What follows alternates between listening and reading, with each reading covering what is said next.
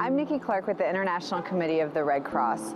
The ICRC has conducted a survey in 16 countries, from Afghanistan to the United States, asking people about their attitudes towards war. Today, we're on the streets of Washington, D.C., asking people what they think.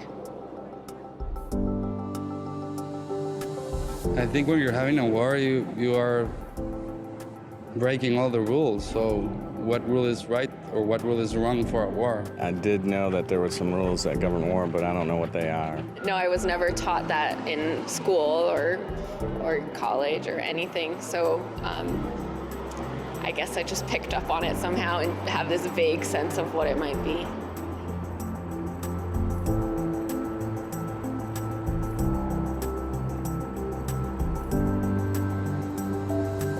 During war, people become hardened to soft things because they're trying to survive. What you consider savagery during peacetime, during a war, it's normal because people are trying to survive. And that's why you have rules of war, rules of engagement, host and SOFA agreements. So those kind of things don't happen. And when they do, they can be monitored and managed and held people accountable for. When you go to war, that's going to be part of it, the destruction of civilians and destruction of hospitals.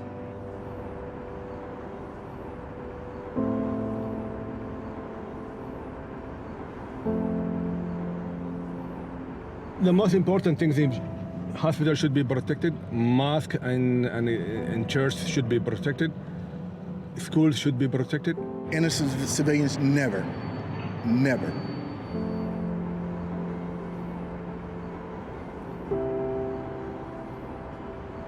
I understand the motivation of why you feel like something's justified in pursuit of a greater cause, but it's often manipulated, and this means that a lot of innocent lives are affected as well. We need torture to get answers. Unfortunately, it's just part of war.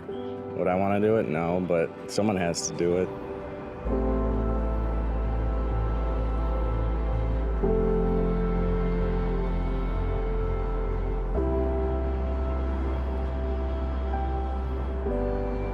You don't need to torture anybody to get what you want, and even if it has answers, that's still inhumane. How can you fix humanity by doing inhumane things? People see it so often now that it's not as shocking. My understanding about torture is that there's no such thing as reliable torture, that it's not an effective way to produce information. So I don't believe in it.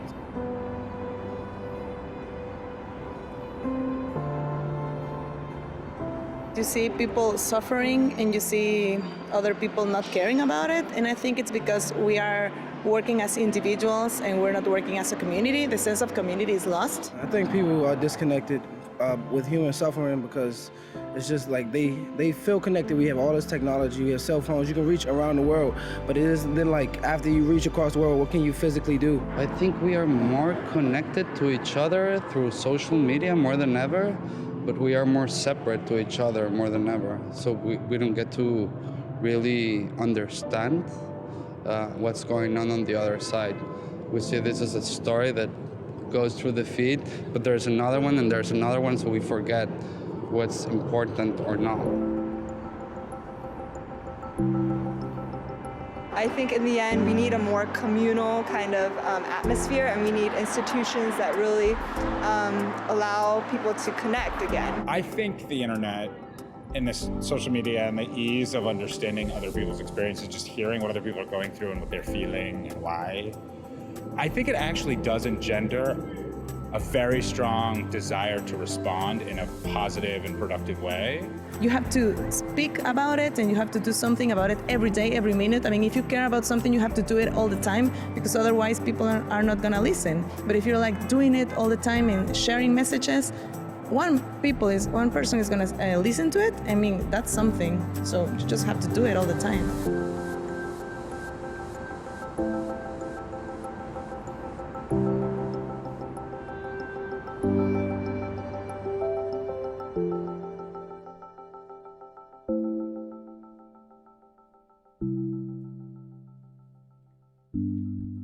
Welcome to New America. I'm Rosa Brooks, and it's a real honor to be able to introduce Yves Decour, who's the Director General of the ICRC.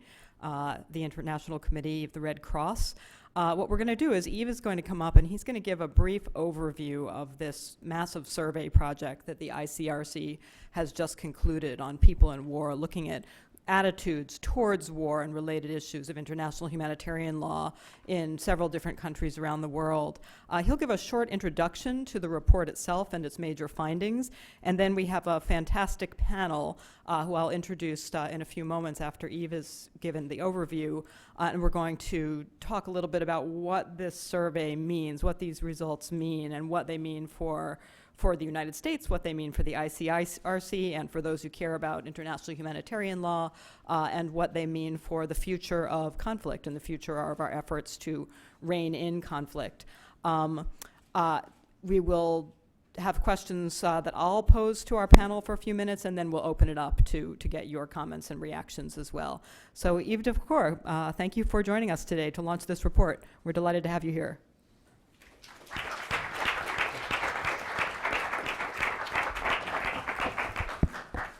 Good afternoon, and thank you very much, Rosa, for this introduction. I'm very glad to be here for at least two reasons. One is to be able to share with you, in fact, some of the result of the survey, but more interestingly is to be able to discuss with the panel, but also with you, what is our take? What do we make out of it? And I think this is what we are trying to do. You maybe know my organization, the International Committee of the Red Cross. Our mission is to work in very close proximity with people affected by war. We do work not only in Damascus, we work right now in Aleppo, for example, in Idlib, in Homs, in close proximity with people. The same in Afghanistan, in Yemen, in South Sudan, in Ukraine, in Somalia. And I would say in all these places, we are challenged together with the people affected by war. And we see some changes. We see on our daily basis that things are difficult, that the international humanitarian law is violated. But we also decided not only to respond, as we do, but also to take the time to think, what is happening? We need to reflect a little bit what is happening right now when it comes to war, when it comes to limits of the wars. And I think what we did is we took the chance to, in fact, do a survey with 17,000 people in 16 countries. So stay with me, I will tell you the country, right? So we have 10 countries which are, in fact, directly impacted by war. It's Afghanistan, it's Yemen, it's South Sudan, it's Iraq, it's Colombia, it's Ukraine, it's Israel, Palestine, Nigeria, and Syria. And then we compare their opinion, the opinion of the people in country affected by war, with, in fact, opinion of people living in the P5 country. So US, of course, UK, Russia, France, China, and we added Switzerland. Don't worry, it's maybe a dream of Switzerland to be one day a part of the P6, but it's something we have to discuss that. It's just because our global headquarters is in Switzerland, and it gives us a bit of a sense of what I would say average country will think about it.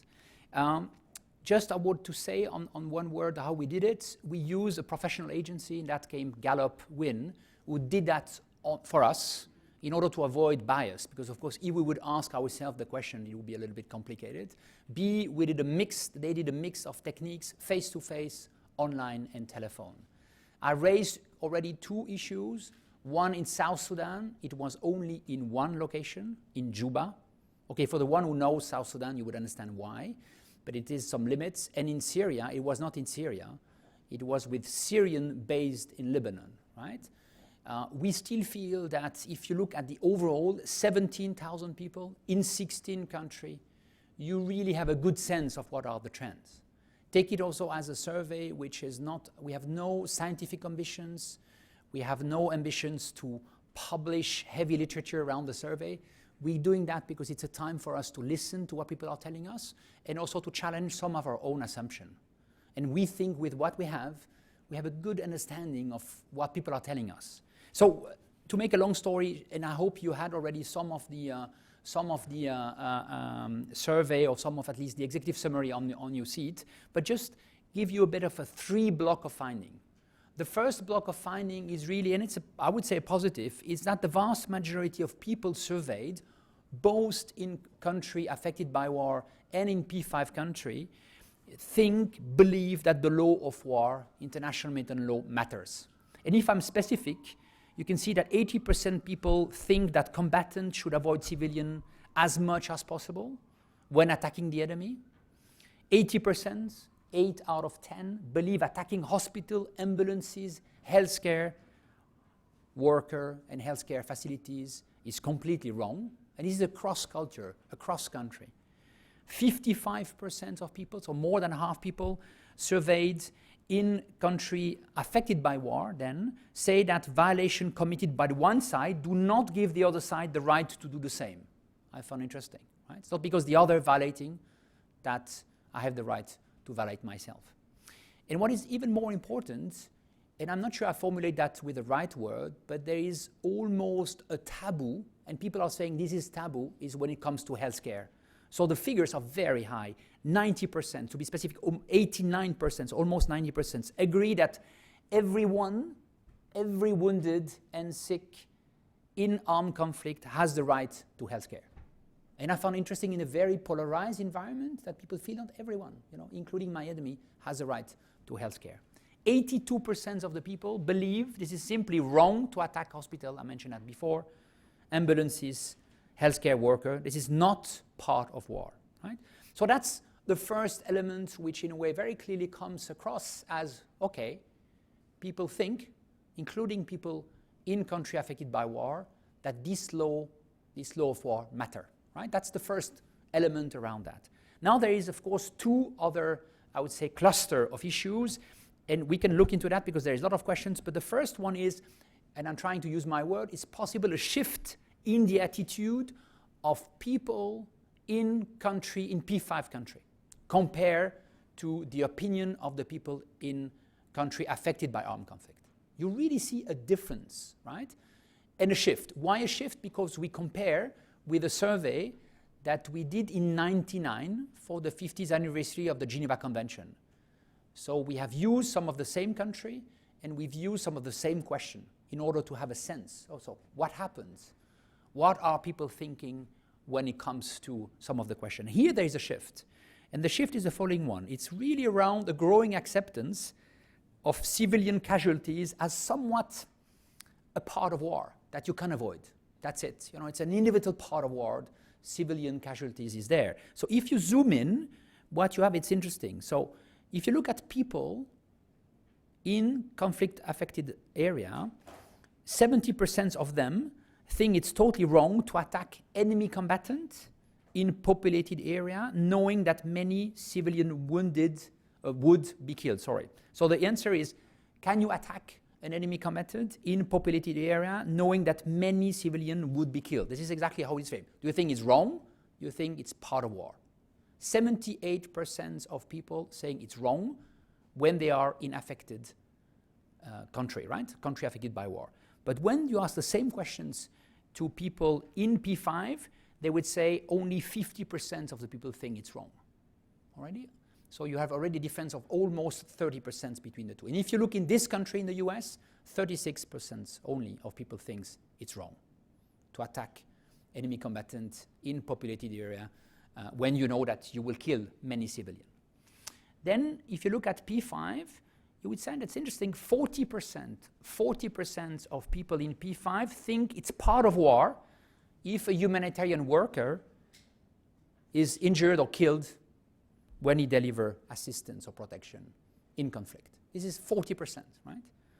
Compared to only 25% in conflict in affected area.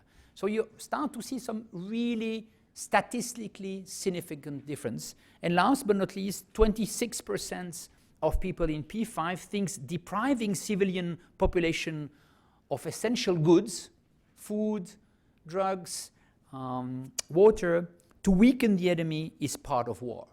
26%. You can say it's not dramatic, but still compared to 14% of people living in country affected by armed conflict. So there is absolutely clearly a shift on some questions between, I would say, or attitude when you compare the attitude of P5 people, which are having growing acceptance of civilian casualties versus, in fact, interestingly, people affected directly by the war. So that's the second cluster of result. The third one is clearly a shift in public attitude towards torture. And we need to talk about that. So in general, what we found reassuring is somewhat as a taboo, as a principle, you still have 66% across the world, across the country, across the culture, which thinks torture is wrong, 66%. But when you ask specifically about whether an enemy combatant can be tortured to get important military information, then you have a change. Then suddenly 36% of the people around the world thinks, yes, it's possible. And that's even more worrying. You have also 16 people who don't know. So if you look at the yes, you can torture in this situation, plus a don't know, you have 1 person out of 2 who somewhat think it's not a taboo anymore, right? Very clearly. And then if you are specific, you can then look at some of the data. Nigeria, Israel, Iraq, and the US are the country which goes beyond the 36% of yes, right? If you specifically look at the US, you have 46% of people thinks it's yes, and only 30% of people thinks it's wrong. It's not just the US. I think there is something in terms of shift of attitude when it comes to torture. So if I compare, it's interesting because we were not sure about that. If I compare and we listen to people, they will still tell you healthcare is a taboo, even if we see what's happening on the ground. And we as an organization know very well that there is a huge issue when it comes to healthcare in danger, hospital being attacked every day, and we know that in Syria it's dramatic, in Yemen, in South Sudan, but still the people of this country think this is absolutely taboo. And it's very impressive. And across the board, by the way, in this country too, very strong support about it. Where the torture taboo seems somewhat to have gone, at least on specific, and that needs maybe to unpack. So that's the 3, Rosa, elements. There is much more, but just to have a sense, and maybe just if I say one word is also all the data will be available on our website, because we are aware it's just not our data, it's also some that we want to share with people to be able also to look at that, study, maybe come with other challenging perception. Thank you. Thank you. Let me invite up the remainder of our panelists at this point, and we'll shift to a discussion. Coming up, in addition to Yves Decour, we have Elisa Massimino, who is the President, Executive Director of Human Rights First. We have Mustafa Haid, who is currently a World Fellow at Yale. He's from Aleppo, and he's the chairperson of a Syrian human rights NGO called Daladi. And we have retired Army Major General Paul Eaton, who currently works with the Vet Voices Foundation, a 501c3. So delighted to have you all. Let me start, and I'm going to creep around and sit down in my own chair after I throw out this very first question. Let me just ask the very obvious question to start with for all of you. What do you make of the fact that in many ways citizens of the most powerful countries in the world, the United States, Russia, China, France, the United Kingdom, are, it seems, more skeptical and less respectful towards the value of international humanitarian law than people who come from countries that have had direct experiences with armed conflict or are currently in the midst of armed conflict themselves? What do we make of that? That's pretty disturbing. And let me start with you, Mustafa. You're Syrian. Your country is still in the middle of a horrific civil war, which has taken a terrible toll on civilians. To what do you attribute this? Thank you, Rosa, and thank you for ICRC for giving me this chance to speak on Syria and also to reflect on this survey. Actually, when I received the draft of this report, it was really shocking, but also at the same time, it's not surprising. And I think when I was thinking about why actually, people in US, for instance, would be so tolerant about torture. And I think part of that is that they already have the image. When you ask them about torture, I think it's automatically would have the image of someone with the specific features, like, let's say, Muslim terror, and then would be very easier for someone to really be tolerant about that and say, okay, it's okay to have this means of torture to get the information. And if you look into many of these Hollywood movies in which you would have the one of the investigators would turn off the camera and then torture someone in this room that full of mirrors, and then they will get the information, which also shows that it's an effective mean. And I think this situation would be totally different in the countries where people would see themselves as subject to this mean, and then they would never want someone else to be in that position. And I think, for me, this is probably explain a lot, that if you can imagine yourself, like, let's say if a citizen of the P5 countries would imagine that they should, or could be, potentially subject to torture, and I think the opinion would be different. But if you are absolutely imagining that there's no way I would be there, it's only these bad guys, then it's the story. And it's very interesting also when you connect this to an older study that I read once about the genocides. And it's been done by the head of Genocide Watch, in which he founded the patterns around genocide in the 20th century, and then he classified this into 10 stages that actually start with the classification. And I think this is the first point in which when you classify people, they say like them and we. And then you dehumanize them and then justify them by saying the terrorists, that's like it's less than human. And then it's much more easier for you to be tolerant about the means that you can use against them. Civilian casualties are one thing to contemplate when the civilians are far away, somewhere else, speak a different language. It's very different to contemplate civilian casualties when you're talking about your neighbors, your friends, your family members. Is that, Elisa, does that seem like the right? For sure, that seems like the obvious explanation for some of this. But, I also wonder whether, what kind of relationship there is, and I wonder if there's anything in the data that speaks to this, what kind of relationship there is between the fact that people around the world have a lot quicker access to the fact that a lot of more civilians are being killed, that healthcare workers are being targeted, that these things are happening, and the acquiescence essentially in those things happening. Is one the cause of the other? Which one? I think that there is a sense, perhaps, of acceptance of things that are happening, and a less of a sense of agency to stop them, and less of a sense of connection that, when you lose a commitment to the rule of law in other areas, it kind of weakens this idea that there's, that there's rules for war. So I'm curious about that. I think, there also may be something to, I know I encounter it when we're in this country, when we're doing advocacy around the Geneva Conventions, and that these are different kinds of wars now.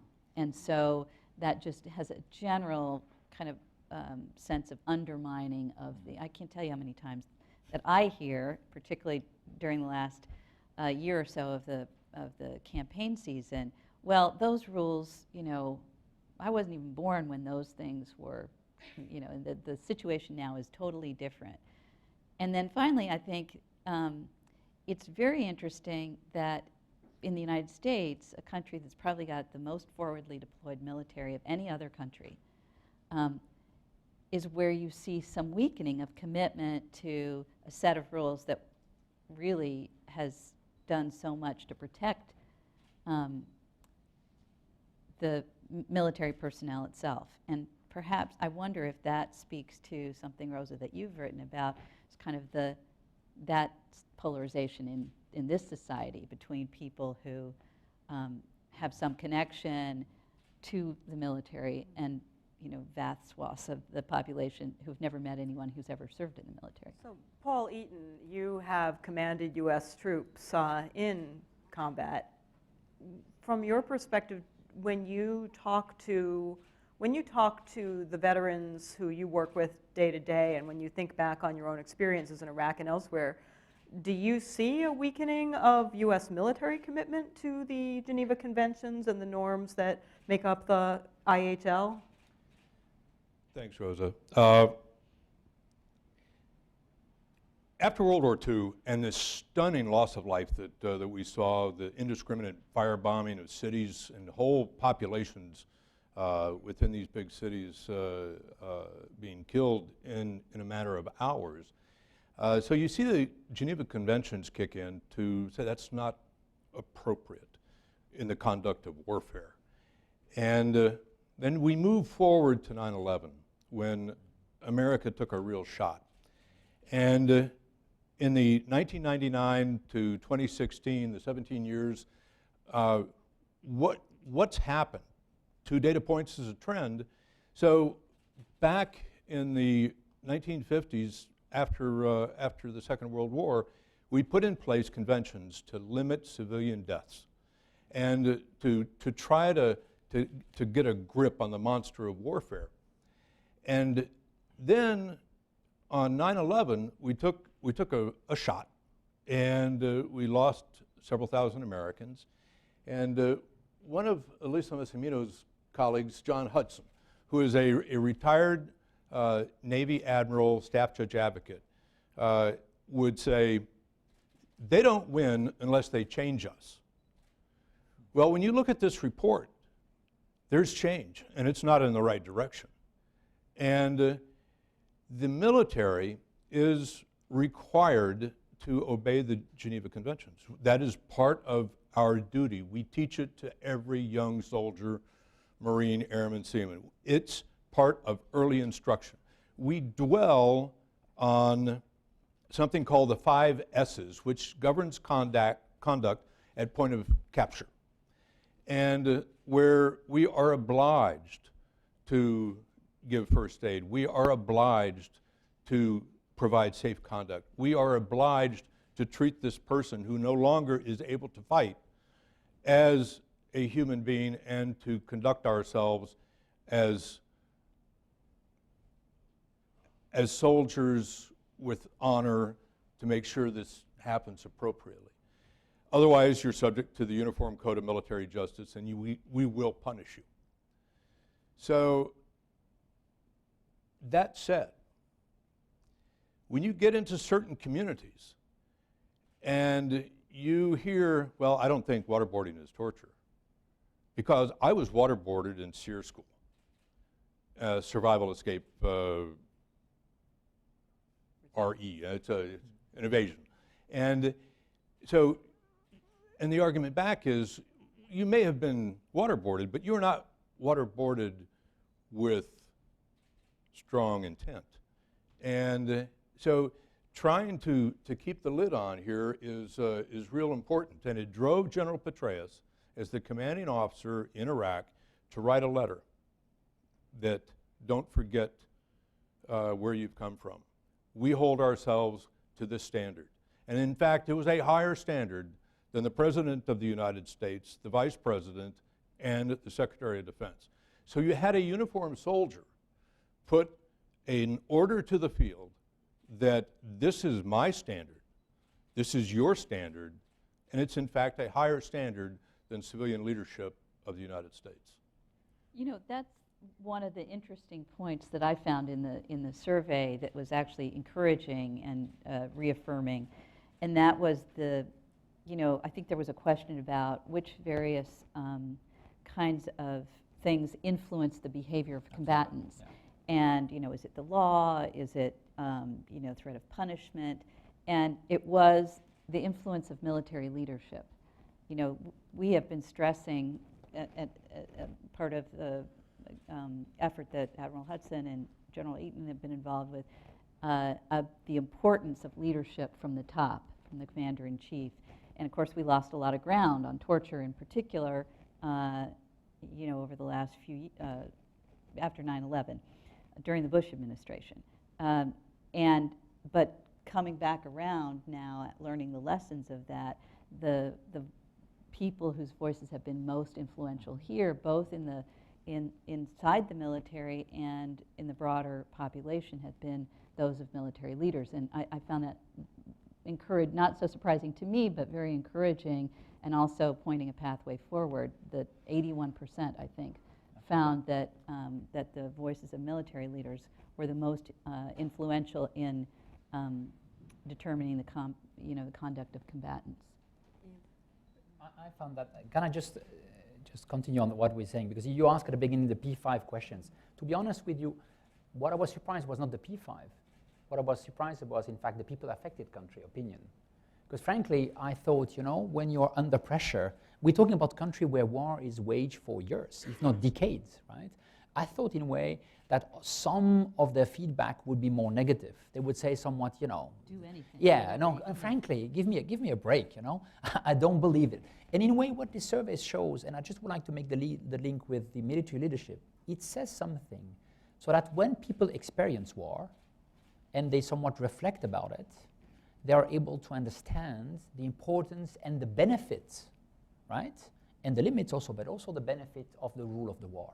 And I found interesting that you see that very clearly with the people affected by war, but also by military leadership. So if you take another example, it's interesting right now in the debate around us, around the world, you see military leadership, exactly what you said, in terms of having higher standards. And I think they don't only come on the moral perspective, on the legal perspective, they come also that on the military perspective, right? It doesn't work, right? It doesn't work to break the law. It's very problematic, right? In the way you will then manage your own troops, the way you will connect with civilians. So I think there is something interesting about maybe experiencing the law of war and the war.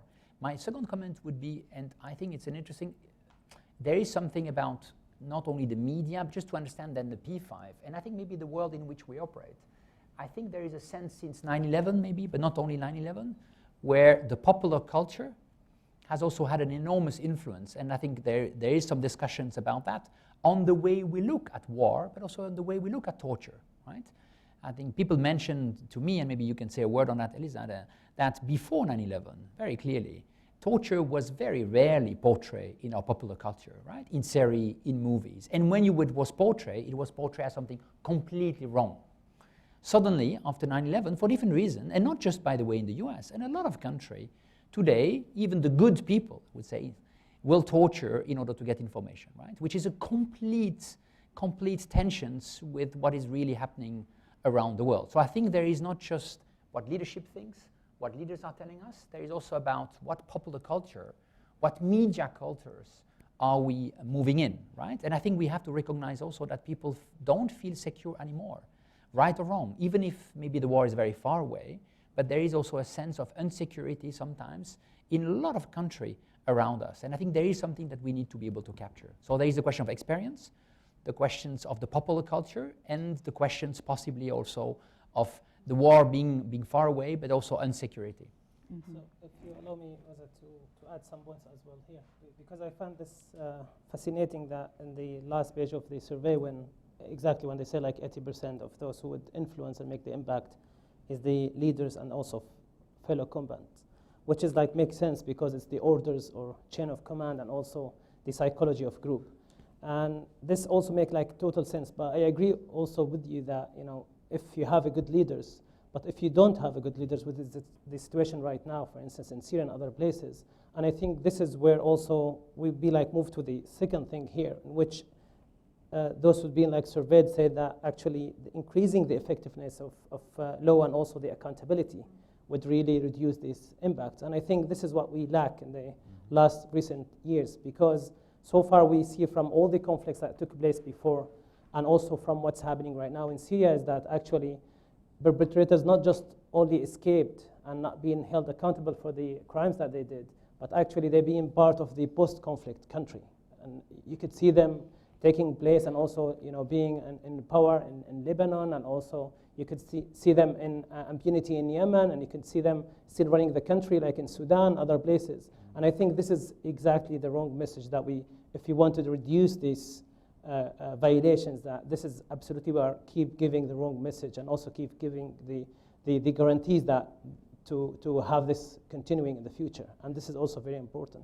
So it's always struck me as a strange irony when you think about torture that in the wake of World War II, with millions of people dead, there was no big surge within the United States or other Western states to say, obviously we need to have torture, despite the horrific scale of the carnage and the horrific scale of the evil involved in the Holocaust and so forth. And yet in recent years after 9/11, which was a terrible, terrible attack, but not an existential threat to any Western state, how quickly, even though objectively speaking it seemed the threat was far less than it had been in earlier periods of history, that there was a very incredibly quick shift in public attitudes. And I also was just very struck. I think if you had had a conference on torture in 2001 on September 10th, the only discussion would be, how do we continue? There are a few more outliers left in the world that still use torture. How do we get rid of those last few outliers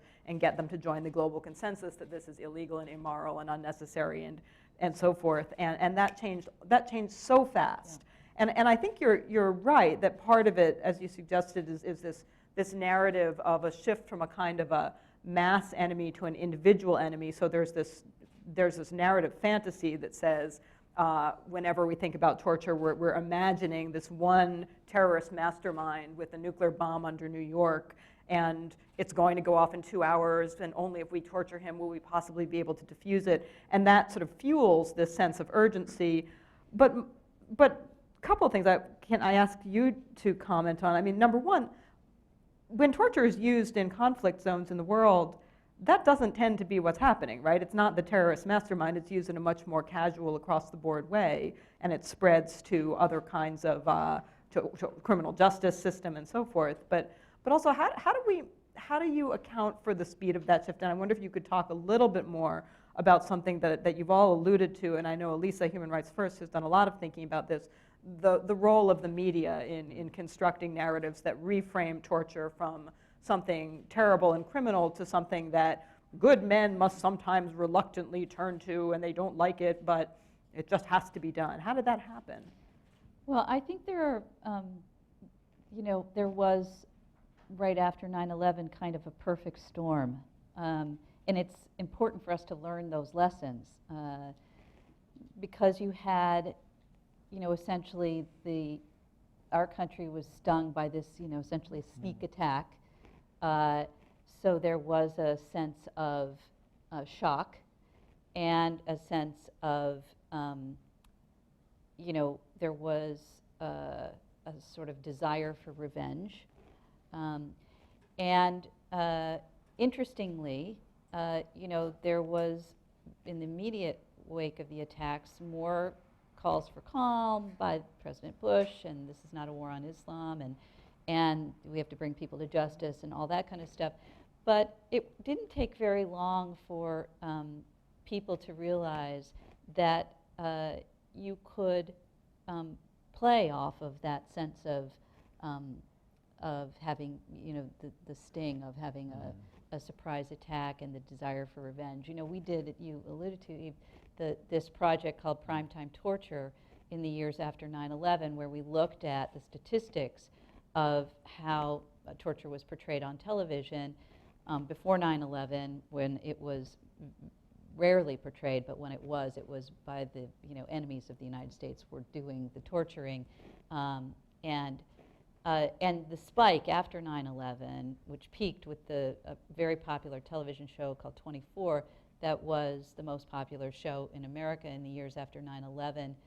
Essentially a half-hour advertisement for torture that was watched by 15 million Americans every single week, and it was the most popular show in Congress.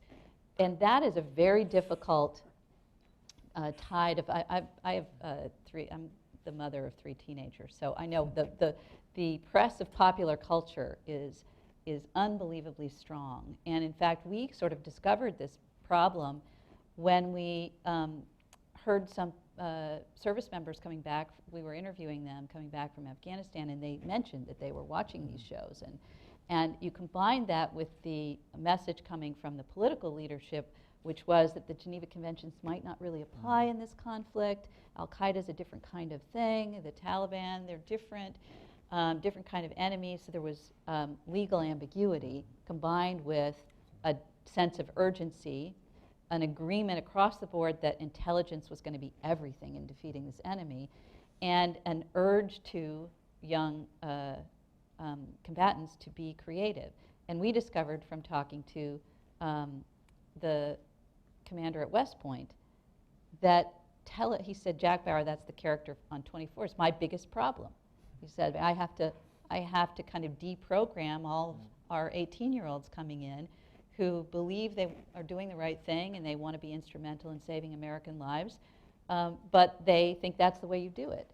So you have all of that, and combined with the legal ambiguity, I think that accelerated the acceptance. And then you had the actual kind of legal engineering that was going on in the Justice Department to take what was a fairly straightforward criminal statute that we had to pass in this country to join the Convention Against Torture, which made torture a federal crime, including punishable by death if the person died under torture, to redefine that as not quite. So that, and then there's this strong, again, another factor, strong sense of American exceptionalism, almost to the fact that, well, if we do it, then it can't really be torture. So that all combines to kind of just, all of those forces acting on what was a taboo. So much a taboo, actually, Rosa, that on, the days after 9/11, when a bunch of groups got together to think about, okay, what do we need to focus on? What could happen? Torture wasn't even on that list. The idea that the President of the United States would put forward as a policy of this country that we would torture other people was not even on our long list of a parade of horribles that we were afraid of. So it was that much of a taboo, and within 2 years, it was kind of pretty much accepted. I just wanted to reflect on two things. One, you just mentioned how torture is used, and what we see in the field is torture is very, very rarely used to get information. Torture is used strategically to, in fact, put fears and to have impact on the entire population. You want people to be really nervous, to be extremely worried. I mean, there is nothing worse to imagine that you are arrested and you will be tortured. And people are perfectly aware, and regimes are using that. It's not new, just to be aware. That's very clear, and we see that. That's why it's so important to remember torture is totally illegal, has a huge impact on people, and not just on persons, but on entire communities and society for decades. So there is a good reason also why torture is absolutely legally and morally forbidden. But what I just would like to reflect, and it's a bit of a question here, when I look at the survey, is somewhat we're confronted with two different taboos. One, there is a taboo about healthcare in danger. And I really would like just for a minute to unpack that. Because on healthcare, over the last 5 years, what we see is a much more systematic attack of health system, people, from day one of the conflict. So not just anymore a kind of a incident of war, casualties of war, but really strategically aiming at, in fact, healthcare, personal healthcare facilities, somewhat also to create fears and control people. So you have that on the ground, and in a lot of places. Syria is a terrible example, but I can talk about Yemen, I can talk about South Sudan, I can talk about Somalia, I can talk about Afghanistan. Really, from almost day one of the conflict, very strategically by all parties of the conflict. Still, people in the survey very strongly believe that healthcare should not be attacked under any situation. So you still have a very strong support. I would constitute taboo very strongly. Whereas on torture, it's interesting, the same taboo is somewhat breaking down. And I think maybe we have to understand why. And I think there are some elements which are related again on the popular cultures. But I would say also, if I may say, it's not just the US, right? I think there is a question about torture which goes beyond the US. And I think if you look at some of the country, I'm talking about Nigeria, for example, I'm talking about Israel, I'm talking about other places. So I think we need to try to understand what is at stake. Because if a taboo starts to really be challenged, I think there is a real risk that then the rule of law is not respected at all, is not perceived not only by the politicians or the state, but also by the people as something important. And here, there is really something we need to reflect. Could I ask a question just about that? I agree with that so much, and I just wonder, it made me wonder why the survey question was framed the way it was around torture. I think the question says, well, or do you think it's acceptable? But then it also asks to get important military There was two questions, right? One, wrong, in general, and then specific. Yeah, and so, given what you said and what we all know, that torture is not ordinarily, when the most widespread use of torture is not to get important military information, because as most military leaders know, it is not a reliable way to get important military information. And yet the question's asked that way, and it does play into, I think, what a lot of people have been, kind of programmed to accept, which is that it gets important military information. Does that raise the possibility that so one way to think about this would be to think, interestingly enough, surprisingly enough, strangely enough, despite the erosion of taboos against torture, there continues to be a strong taboo against targeting healthcare professionals and so forth. Yeah. And another way to think of it might be to think, is it possible that it's an artifact of the way the questions were asked? I mean, do we think it's possible that if the questions about the right to health care for injured combatants and targeting of healthcare professionals had been framed as, would it be acceptable to target them if it was vital for military reasons or something like that, would we have gotten different answers? Because otherwise it does seem like a puzzle. It does seem like, why so much erosion of the norm against torture and yet such strong support for the norm against targeting healthcare professionals? What do we think is going on there? So quickly, if you may, just on the survey, we did two things. One, we really used the 99 question in order to be able, they were not perfect, but they were framed the same way, right, at the time. And at the time already, the feedback we got, and I think it was the people who had helped us to establish the question, they said, be careful. If you just ask, what do you think about torture, is it wrong or right, you won't get the real answer, right? Because the issue is much more complex, right? Now, is it perfect or not? And at the time already in 99, despite of the fact it was maybe taboo here, there were some questions about, torture can be useful in some places, and at the time it was not about, making pressure on the people, was more about information. Still already in 99, just to be aware of that, in order to grasp it. On hospital, if you look at, there are several questions, including some questions, do you think, for example, people have the right to health care even they are your enemy? And interestingly enough, with one exception, all the answer are rather strong about, no, they do not accept that somewhat, if you want, the rules or the principle is then conditioned around some specific practice. On healthcare, very solid. On the torture, a little bit more complicated. I understand what you're saying, but what I'm hearing as a message, and maybe I'm wrong, is our survey and the result of the survey, in fact, sadly, are supported by other survey which I've done around the world. So I don't think our surveys that completely bring new information dramatically. Maybe what is interesting is the fact that we did our survey in 99 and we're doing in 2016. It's exactly what you mentioned. Since 99, things have changed. And at least I've heard you telling about 9/11 very clearly. And not just 9/11 in US, but 9/11 has a huge impact in our society. It has created polarization, it creates tensions, fear also. But also, I would say, the end of the 90s, there was a very, very strong feeling that international justice was on the up, right? Statutes of Rome, things were working. So people somewhat at the time felt that maybe there is something happening.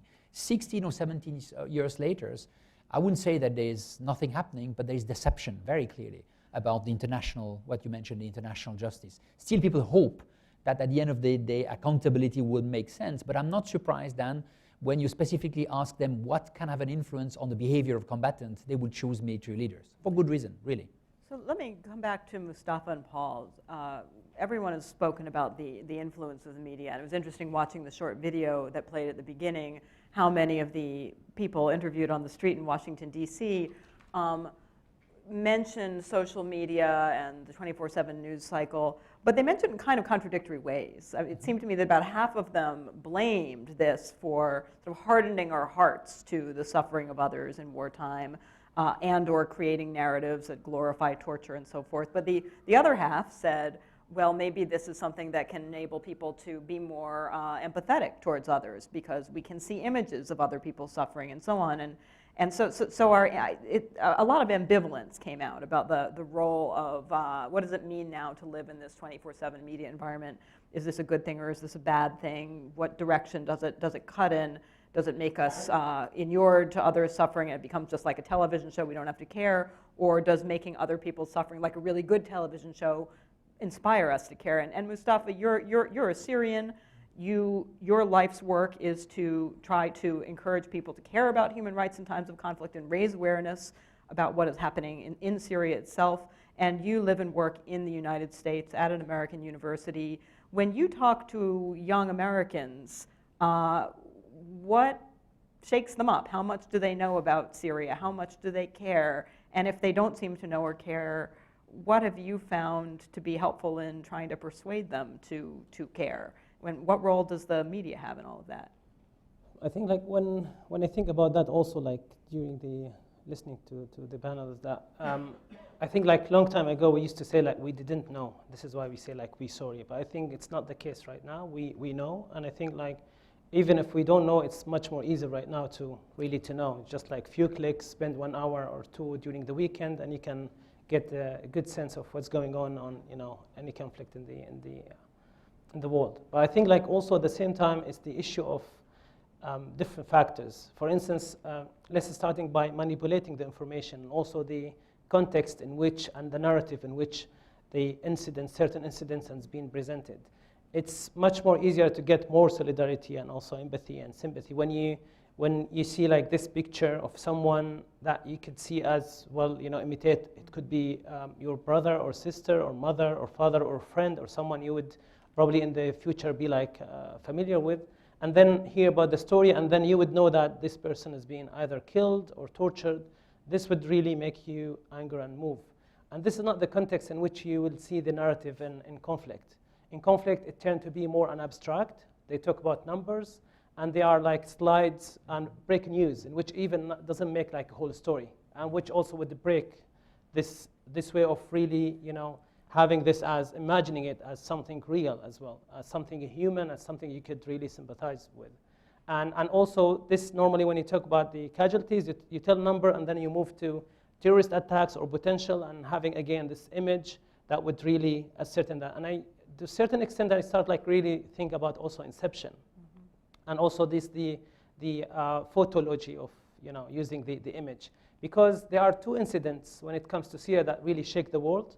And the 2 images are from different times, like probably a year difference of 2 children.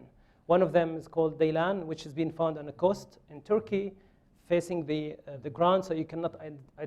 It's fantastic that when I read some of the articles explaining the psychology of why we really felt angry, because one of these articles would say that the fact that you don't see his face, maybe it would make you imagine that it could be some your kid or a kid in the neighborhood or future kid that you could have, and this like pushed you more to really empathize with the situation. And also the fact that it's being killed by the sea is not, you cannot really manipulate and put it in the context that someone that really we agree on the ideology or we agree on ethnicity or whatsoever did that, so I can justify it for him. And I think also like this is like to make it also clear, there is nothing at all in my opinion could justify torture or attacking civilians.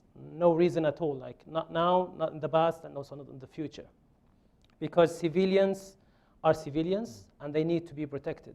Whether we agree with them in ideology, in religion, in political views, whether they are in our country or another country, I think this is the humanity connection. And once we break this by classifying who would really deserve to be alive and who would deserve to really, have the solidarity and also raising the voice for. And I think this would be, again, the first step of being, perpetrators as well. This is where you turn the people to be like perpetrators, because the more you are connected with those who are in conflict, the more you would feel them. And probably I would have like better understanding right now about this psychology because I'm from Aleppo. My family is still in Aleppo. And when I talk to them every week, I could feel even their frustration and also the survivor mood, which totally would have an extreme views about also the values of other people's life. Because I think there is nothing worse than injustice and isolation. That when people feel alone, isolated, and also nobody care about them, and under really very brutal circumstances on daily basis for years. And I think the most shocking thing is that when you see victims and survivors turning like gradually to be perpetrators. And it's something totally could be prevented by many mechanisms. And starting from solidarity. I think like when people, they feel that there are other people who would care about them, who would know, even if they are not doing anything, just the fact that you say, I lost a brother. Just like some words sometimes when somebody say I'm sorry, it's, you know, it makes you feel good. But when you are just by yourself and you feel like it's not justice, it's not fair, and then I think, and this is again, it's not justifying when people would, you know, agree or justify or push for something that justify attacking other civilians. But I think this is where they would start moving to be more and more tougher, and they would ask even like, okay, our hospitals being targeted, then why not their hospitals? And I think this is the time in which you see like, if we didn't interfere at this moment by really speaking up and by also pushing for more accountability and by pushing for, you know, to see that these people and also the context that we present these stories and these people as the first thing, then we are not moving in the right direction. And then probably the survey in 5 years later is going to be even worse than this one. So, Paul, I want to go in a moment to the audience for questions and comments, but first let me, I can't let this panel go by without mentioning our president-elect, who during the campaign said a number of things that obviously run really counter to what the ICRC works for, ranging from saying he wants to bring back waterboarding and a hell of a lot worse because torture works, and even if it didn't, they deserve it, and also suggesting on a couple of occasions that when it comes to the threat of terrorism, you have to go after the terrorist families because that's the only thing that will be effective. And my question for you, Paul, when you look at young American service members who have come of age post 9/11, grew up watching 24, listen to the man who is going to be in the White House in a couple of months say these things, how do you persuade them that that's not the right way to think about this? I mean, it seems like a tremendous challenge to take young Americans and convince them that the Geneva Conventions is something other than a dry set of rules that nobody who really is out there in the world takes seriously. And how do you persuade them this isn't just some boring bureaucratic set of rules? I tell them stories. And one of the benefits of age is that you have more stories. And and here's the story. My mission in Iraq, 0304, was to rebuild the Iraqi security forces, Iraqi Army, police, Navy, Air Force. And we brought all these young Iraqis, a lot of veterans from Saddam's officer corps, non-commissioned officer corps, and a lot of 18-year-old Iraqi young men. And we worked very hard on the messaging component to tell them these are the behaviors that we're looking for. This is civilian rule of the Army. This is how you behave on the battlefield to your opponent. And at that time, about March timeframe, Abu Ghraib blew up. And my Iraqi senior advisor, who'd been a brigadier general in Saddam's army, walks into my room and says, "You cannot believe how badly this is going to play on the Arab street." So that had an immediate impact on my mission. It had an immediate impact on all the work that we were doing to mitigate the influence of Saddam. And when you give that story to a young American soldier today, they go, "I get it. I get the messaging that you were trying to do and the frustration that bad behaviors in Abu Ghraib and behaviors that had been informed by Guantanamo." And then you work your way into another story. And here is a conversation that I had with a Special Forces major. And I said, and we were talking about this whole business of torture and the Jack Bauer problem and the ticking time bomb. And we had one of our senior guys working with Elisa say, you know, every staff sergeant commanding a squad on the streets of Baghdad runs into a ticking time bomb problem almost every day. And so you ask this major, he said, okay, enhanced interrogation techniques. Do you want to, at what level do we want enhanced interrogation techniques to happen?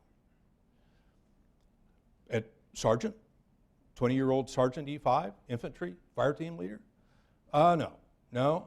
How about staff sergeant? No. Lieutenant? No, he's too young. Captain? Well, how about a major?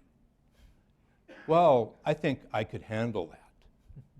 And that's the whole, you work your way through a dialogue with young people, and you use anecdotal-based training and learning and put them in a scene and draw all the goodness that exists in every one of our guys and gals, certainly in this country. And they will revert back to training, to the education that they received in school. Let me open it up at this point. I think we have someone with a microphone. So let's go to Doug Brooks. Doug, can you briefly say who you are, introduce yourself, and ask your question? And we'd be happy to take other people as well. Doug Brooks with the, is this working? Doug Brooks with the International Stability Operations Association. We work with the contractors who work in conflict, post-conflict environments. But my question is more about the legacy of torture within the U.S. military. In my graduate school days, I interviewed a lot of Vietnam vets who had a very strong ethos against torture, that they'd always been trained that way in the military. And I just wonder, is there any survey now to see if there's a significant change within the military? Is there any survey on the training that goes on? Has that changed at all since Vietnam days, that torture may possibly become more acceptable? That's a good question. Anybody here know the answer to that? Anybody else in the audience know the answer to that? This is called crowdsourcing our answers. It's good timing because I wanted to ask a question too. I'm Andrew Bell. I'm a research fellow with the Stockdale Center for Ethics at the U.S. Naval Academy. And I'm currently actually involved in an ICRC project where a number of researchers are actually going out to different countries around the world to try to assess what's the impact of training on combatants, not necessarily the local population, but the people who are involved in the actual military organizations. My portion looks at the U.S. Army and the Philippine Army. And we've actually just recently got back with, from some of this work in the Philippines. So the data has to be crunched, but it's been very interesting from the point of view of talking with the combatants, which leads into my question that I wanted to ask the panel. And the other groups are looking at non-state groups, just as a highlight for the project. So they're looking at Mali, South Sudan, Colombia, those types of places. But the question that I wanted to ask, not to hijack the microphone here, was from most of our interviews with some of the tactical level combatants in the Philippine Army. So these are the sergeants, enlisted troops, pretty much at the lower level. The answers that we would ask them about torture, we would ask them about issues regarding civilians on the battlefield. The answers that we got tended to vary a great deal from talking with the majors or the captains or the lieutenants, who were very good about towing the party line of what the headquarters wanted. The ones at the tactical level, and it's the tactical level unit problem, was very much, you were getting kind of what the real sense was in the units. And some of the variation we saw was that the units that were coming from Luzon in the north, where there wasn't so much of the fight wasn't so hot, so to speak, IHL had a very important impact on how they were thinking about treatment of civilians on the battlefield. But when you got into some of the units in Mindanao, where they were engaged in the heavy fighting with some of the Islamic groups, a lot of the questions we were getting from these soldiers was, what are you, and I was working with ICRC delegates there, what is ICRC doing to ensure that the other side is also compliant with this? Why should I watch my fellow soldiers get tortured or killed, or see the rules of war being denigrated, and why should I have to abide by these and not the other side?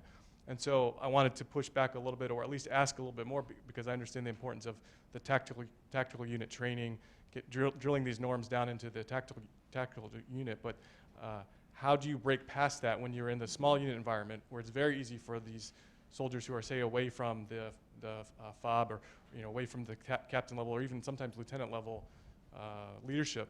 How do you really get them to understand the importance of these norms, so they're not reverting back to the 24 culture that they've grown up in? And I have to say, seeing the survey results for has been very enlightening for me, because this breakout between P5 and then conflict, just from the initial look I saw regarding the torture question, where it breaks out by country, it's not really P5 versus other. It's the U.S., it's the UK, Israel, a scattering of other countries, But the P5, such if you're talking about Switzerland or China necessarily, or even France, they're right up there with supporting the norms in theory. So it really looks like a UK, US, Israel issue for the population as well. So given that this culture is sort of evolving, how do we break out of that and really drill this down into the tactical level? And let me actually maybe even add a tweak to that question.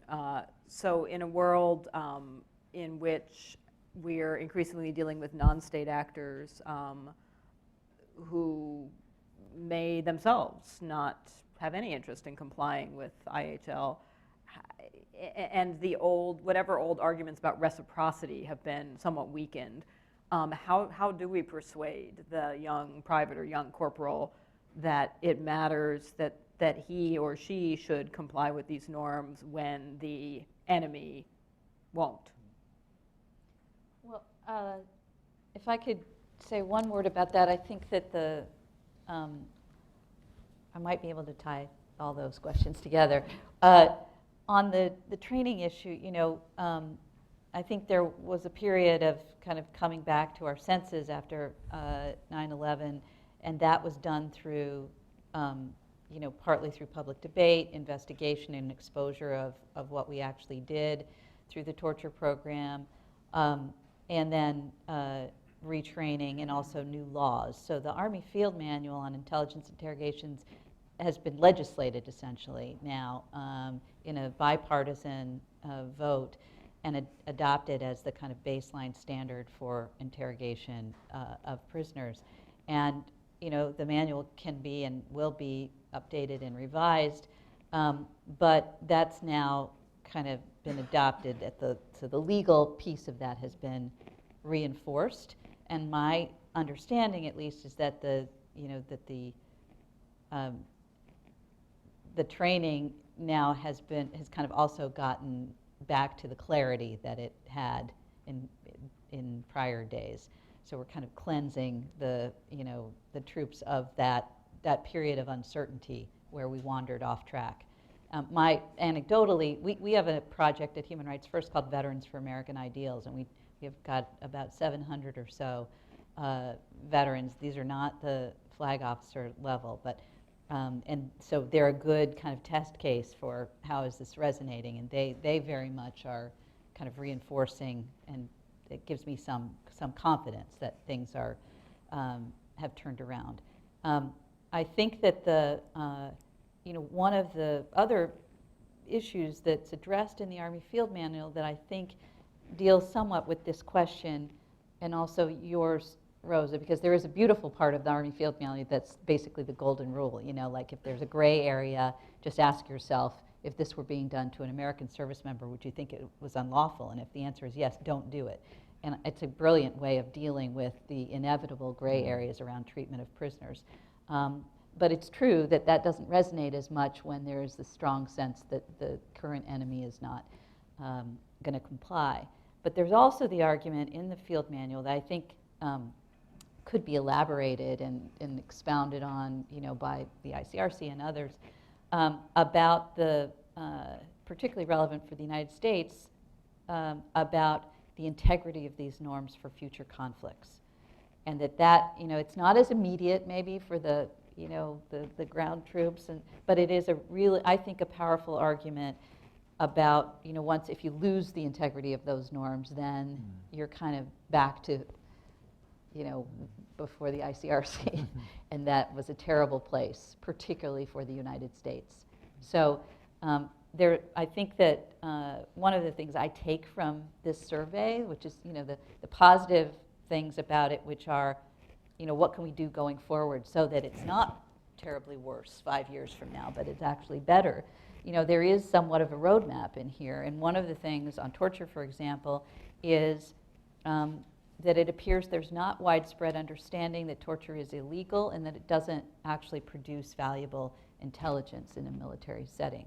So those, perhaps if we improve the public understanding of those things, something that the military tends to know from its operational perspective much better than the average person, then maybe we could get these numbers closer to where they should be. If I may add to these also elements, I think also it's very important that we also emphasize on the consequences of violating this thing. And this is again echoing what the also people said in the survey, that the accountability once again. And I have a great example also for that. It's in which also in the Syrian conflict, the turning point happened when the Syrian government used the chemical attack in August 2013. And if we have a close-up on the violations after that, since the Syrian government escaped a huge violation that really was shocking, not just only to Syrians, but to others, that to see the scale of violation that took place by using chemical attack and then escaping this, is that also this encouraged other actors actually to take the same face and say, okay, if they escape that, we could do that. Why we should, as you mentioned, why we should respect this law where the others are not responding that. So it's again, I think like accountability is not just right of victims and also their families and friends, and it's like the right thing to do, but also I think it's a very significant thing to prevent something worse from happening, and also to really make the things in the right way as well, and minimize even the opinion about that, what could be acceptable and what not. Yves? Maybe just on two issues. One, we talk a lot about torture, but the P5 story was not about torture. When you had the change of attitude, it was not about that. It was a growing acceptance of civilian casualties, right? When you look into that, which is as worried, I would say, as the torture questions. And I think we need to be very careful. And that links me to the new questions is our experience at the ICRC is it's very clear. It's, do you have a culture of accountability? Yes or no, right? And I think if you start to be unclear about the accountability from the top level, that's very clear. And not only the civilian level, as you mentioned, Paul, but the military level. If the military level is very clear about what is the culture of accountability and the discipline in its own troops, I can tell you, the young guys and girls, they know it very well. They're perfectly aware. And what I mean by culture, it means that you have very clearly all the rules of engagement be totally connected with, in fact, what is required legally, but also that you have sanctions. So people are aware of that. So there is a clear element. As soon as a culture of accountability shifts or is unclear, we see that everywhere behavior are different, right? And I think that's a critical issue. The other issue is the political issues. So you do have legal obligation, that's very clear, but you do also have policies. And I think one of the key questions, I think including in our world, when a state is fighting a non-state armed group, is that somewhat what it is? Where is the standards? Are you somewhat willing to compare yourself with the non-state armed group? Or are you saying, no, my standards are very high? And that's the big question. That's really a question which we as ICRC, we cannot respond. But our experience is as soon as we see a state, and this is true around the world, who decide that somewhat they compare themselves with the non-state, and they agree somewhat to lower down their standards, we see immediately impact for the civilian, for their own soldiers, by the way, for their reputation. That's very clear. So I think that this is maybe the key questions we should ask ourselves, which is not just an international law and legal obligation, which is a real policy question. And it's a huge one. And I've seen, tell me Paul if I'm wrong, but I've seen very high-level military leaders being in a very difficult situation where politicians or governments around the world, were somewhat playing with the level of standards. And that puts military in a very, very difficult situation. Other questions from the audience? Yes, in the orange jacket. Thank you. Rachel Chen from the Department of State. I have a question about that survey, and I haven't had the chance to read through this, but I was wondering if you asked during this survey or in the past survey about people's opinions related to landmines and cluster munitions, because this is obviously one of the huge impacts of conflict, and many of the countries that you surveyed are highly impacted by landmines and unexploded ordnance still today. Can I answer? Not on that survey. We use, in fact, a lot of data in the 90s to, in fact, which, by the way, was not based on a survey, was based on our practice, in fact. And it took us some time, but it helps us at the time in the 90s to have a much better understanding what was the issue in terms of cluster munition and landmine munition, which then help us to really work on policies and then on IHL and new treaty law. But it was not survey. We really based that on our data that we cross around the world. On that survey, we don't ask on landmines and on weapons in general, with one questions on specific, but not on lineman and not on cluster. Jim Shear. Thank you very much. I'm Jim Shear, the Wilson Center in the U.S. Army War College, and very illuminating discussion, thanks to all of you. A comment and a question. First, your point in particular about the gray area and non-state actors, I think really speaks to me in terms of the struggle we have in defining really what are civilians, what are combatants, non-combatants. We didn't struggle with that back in the days of carpet bombing and World War II, although if we had had drones, we probably would have targeted munitions factories in Dresden and Tokyo, because civilians do contribute to war fighting in some capacity, but or some civilians do. But in a world of non-state actors where conflict is rife, that creates burdens, and we've seen horrific examples, whether it's Srebrenica with military-age males or others. So, quick question. In terms of polling and future research, I'm wondering what might be the benefits of, rather than focusing on P5, I absolutely agree, conflict-affected communities and nations ought to be a focus. What about focusing on countries that have provided expeditionary help and coalitions for deploying?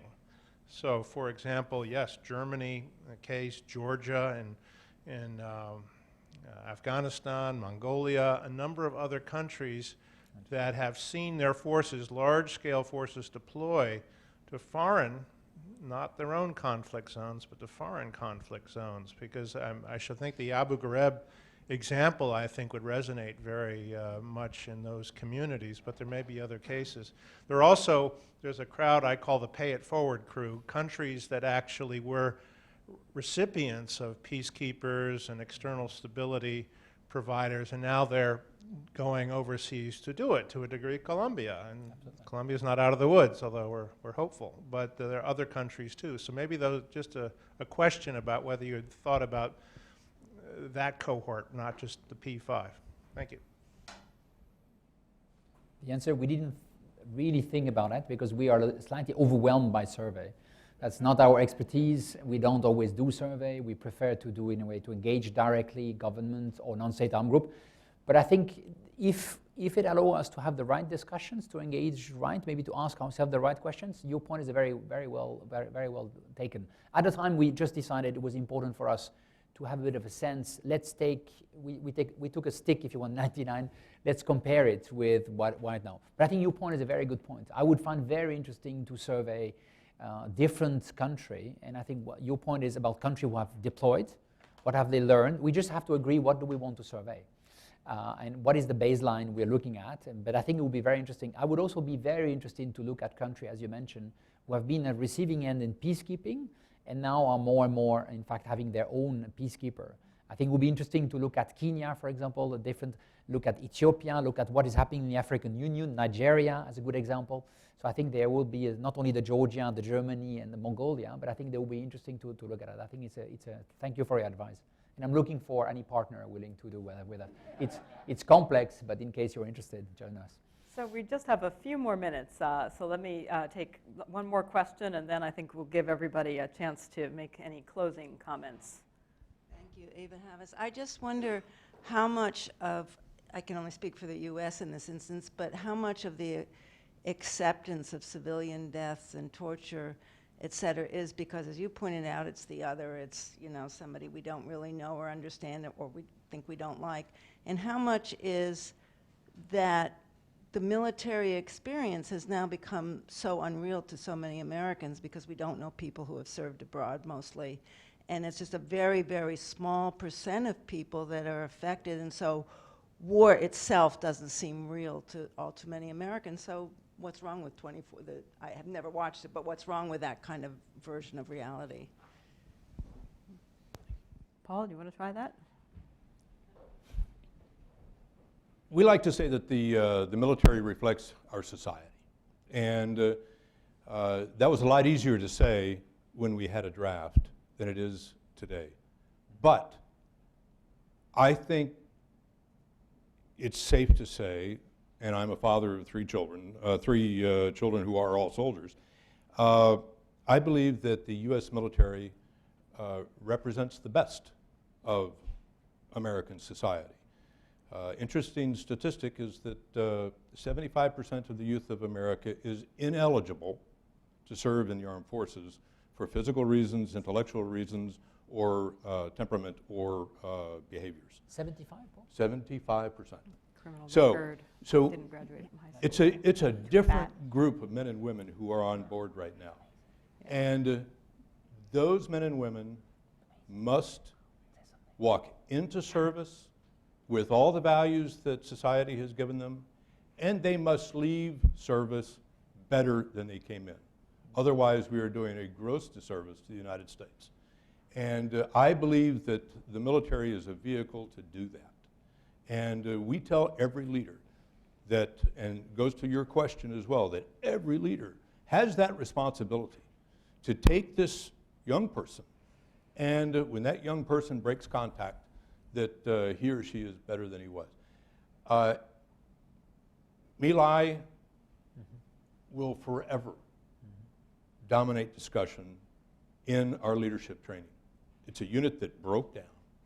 And are you that kind of leader, or are you the kind of guy or gal who's going to make sure that your guys do the right thing? So let me pose as a final question to all of you just in our last few minutes. Thinking about the findings of this survey, what's your biggest takeaway in terms of priorities moving forward? Whether it's priorities for the ICRC, is this, I mean, you said it when your opening remarks, Steve, you said that you did the survey in part to challenge your own assumptions. And did this shake up your assumptions? Is this going to lead to any changes in how the ICRC thinks about its role or the kinds of campaigns it conducts? Elisa, for human rights groups such as Human Rights First, and Mustafa, for your own NGO and for your efforts on behalf of war victims in Syria. Does this suggest a different set of challenges or any new priorities? And Paul, as well, from your perspective, where should we go based on these survey results? What next? So if I start, I don't think it's really challenging dramatically the way we look at the world, but it somewhat gives another, or let's say it reinforces some of the elements and maybe challenge the other. But if there is one way, so what it reinforces is the fact that people affected by war, people in country which are really experiencing war for a very long time, they still strongly tell us that law of war matter and that you can't let a free-for-all world happening, right? So they, in a way, are perfectly aware that it could even be worse. It's terrible to say that, but there is something about that. I feel this is a huge call to political leaders, to the international community, which frankly is not able right now to bring any convergence when we're talking about global issues. So I think there is something which is very important, and we need really somewhat build on this energy. I consider it very positive energy. I think that one thing we need to do differently, or maybe to explore, we've tried to do that when it comes to healthcare. We need to try to understand that not only we need to engage states, we need to engage government and to continue to engage military also. That's very important for us. But we would like also maybe to start to reach out more clearly to community of concern. I think we are in a world where community of concern have a role to play. I'm not talking here the grand public. I'm talking of people who feel that they're concerned, not about the Geneva Convention, but they might be concerned about the hospital. My dream would be that any American hospital would twin with a Syrian, Yemeni, Afghan hospital. 1-to-1. Imagine, 1-to-1. It will exactly change maybe the way you relate to the other. It's not somewhere far away. This is your hospital as well. And suddenly you as a doctor, you as a patient, you feel deeply this is something which is happening. So maybe in a world where there's so much information, just asking people, please, support the Geneva Convention, this is good, this is bad, it's too much. I don't think people connect with that. So I think we have to find a way where people would somewhat relate that very directly with us. And I think it's our work to find a way. It's too easy to say, this is your problem. It's our work to find that. And I think maybe the community of concern is maybe a way to go along on specifics? Well, for us, you know, there wasn't a lot of surprising information in this because it's something that we've been working on, particularly on the issue of interrogation standards and treatment of detainees for a long time. But we've just been through, you know, a presidential campaign that had these two very dangerous things coming together. You know, the politics of fear and the other, and a kind of fact-free environment. And those two things, I think, exacerbate every problem that's revealed in this survey. So what that means, I think, for us is that we have to work harder to make sure that people understand the facts about all of these issues, in particular that you know, the Geneva Conventions and other human rights laws and norms are, they came out, they were part of a solution to global insecurity. They are not something that constrains the strength of the United States and keeps it weak. And it, you know, the human rights, the Universal Declaration of Human Rights was, you know, grounded in the sense that this is a strategy for human security, for global security. And so we have to shift that perception. And then I also think, as I mentioned, you know, a lot of the wisdom of how this works in practice comes from military operators. And I think elevating those voices, particularly at a time, in this country at least, where people feel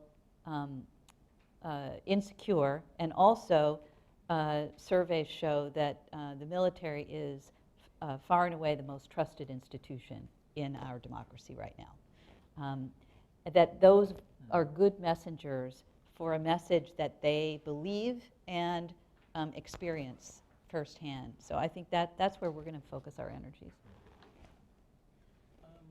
Likewise, it's shocking but not surprising. But also at the same time, I think like I'm doing fellowship right now in Yale, in which like it's kind of a break from the work before heading back again.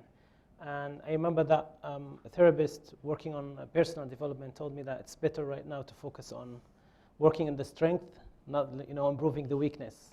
So reflecting on this, I think the positive thing is that I see that there are 70% of people who also agree with me on the importance of increasing the law influence and also the accountability, which is like right now is taking the large amount of my work. And I think it's again, it's the issue of working on held perpetrators accountable for the crimes that they did. It's not just will, you know, prevent more atrocities from happening in this conflict, I mean in Syria, but also I think it's going to be also prevention mechanism for a next conflict to come. And meanwhile also the priority of protecting civilians right now in Syria and elsewhere by maybe showing more people that they are also human beings and they deserve to be alive and they are civilians, and there's nothing could justify targeting them even with the accurate weapons. We just had an interesting revelation from General Mattis, and where he pushed back on the president-elect and said, we can do a whole lot better with a couple of beers and cigarettes than enhanced interrogation techniques. Leadership starts at the top, and it may not be at the very, very top for the next 4 years. We don't know. We're going to see this evolve, but we certainly hold our Secretary of Defense and the uniformed military to the standard that we talked about here, and that they're going to establish the ethical environment for the armed forces and the other lettered agencies that might touch this to do the right thing. Okay. Well, thank you all very, very much, and thank you for joining us here for this terrific discussion.